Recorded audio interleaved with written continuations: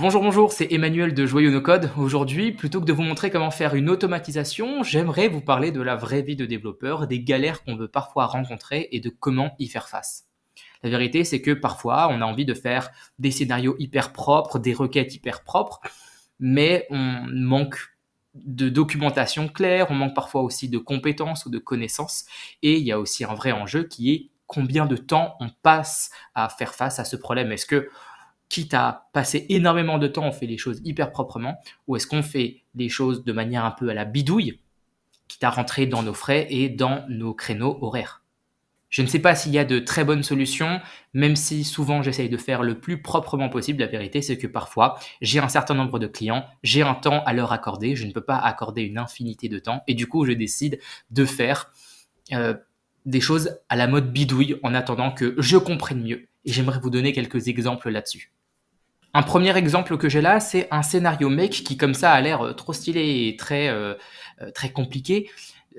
C'est surtout cette partie en fait qui est compliquée, mais qui a été plus compliquée que ce que ça ne pourrait vraiment être. Juste pour expliquer, hein, le but c'est que pour un client, je mets à jour son PrestaShop, soit on crée des items, c'est-à-dire des produits dans PrestaShop s'ils n'existent pas, sinon on les met à jour. Et la seule raison pour laquelle il y a 4 branches plutôt qu'une, c'est que parfois, un produit peut avoir une catégorie, 2 catégories, 3 catégories ou 4 catégories.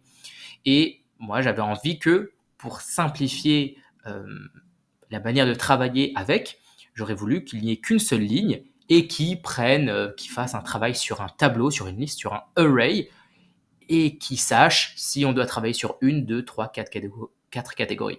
La vérité, c'est que avec la documentation qui m'était fournie, je n'ai pas réussi à faire ça. Et du coup, j'ai créé un chemin dans le cas où il y a une seule catégorie, un chemin dans le cas où il y a 2 catégories, 3 catégories ou 4 catégories. C'est ce qu'on voit dans ces filtres-là.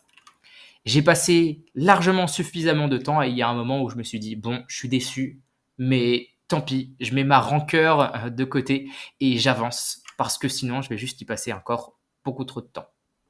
Un autre exemple, alors là ça peut paraître très compliqué, mais pour l'expliquer simplement, dans une base de données sur Supabase, on crée des tables et ensuite avec des requêtes SQL, alors là ça ressemble vraiment à du code, hein, mais avec des requêtes SQL, on crée des vues, comme on peut avoir des vues dans Supabase, dans Airtable ou dans Notion ou dans d'autres outils.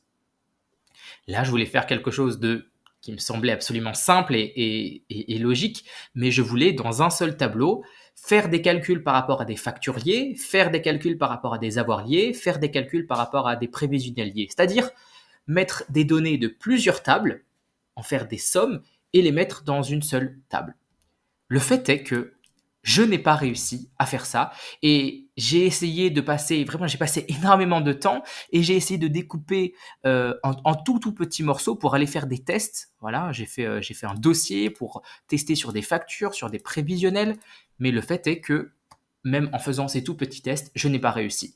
Donc ce que j'ai fait, c'est simplement que j'ai découpé en 3 tables, en 3 vues différentes.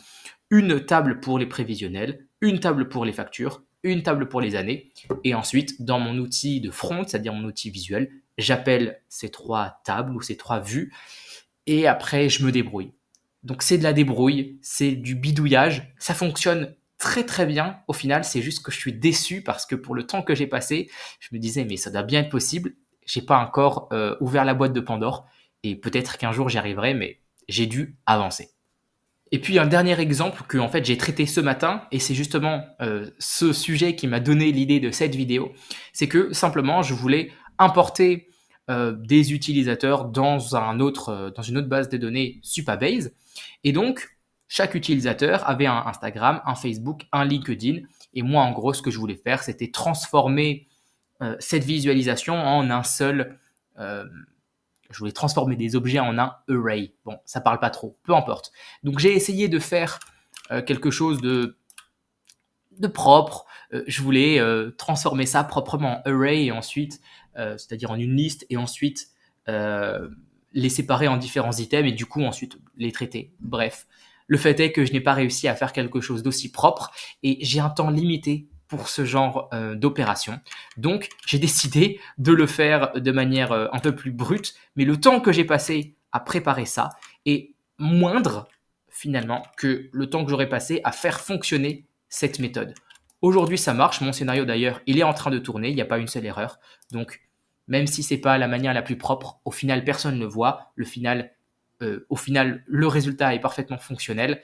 C'est juste moins satisfaisant pour moi. Mais il y a un moment où il faut aussi mettre ça de côté pour le bien de ma rentabilité. Voilà, c'est ça la vraie vie du développeur. Parfois, c'est des galères, parfois, c'est des difficultés. D'ailleurs, souvent, c'est souvent plus difficile que ce qu'on imagine. Et j'apprends beaucoup, beaucoup là-dessus sur le temps à prévoir, sur le budget à prévoir sur cette recherche. On fait tous des erreurs, moi le premier, et je pense que ce serait intéressant de faire une vidéo sur les différentes erreurs que j'ai pu faire sur l'année précédente.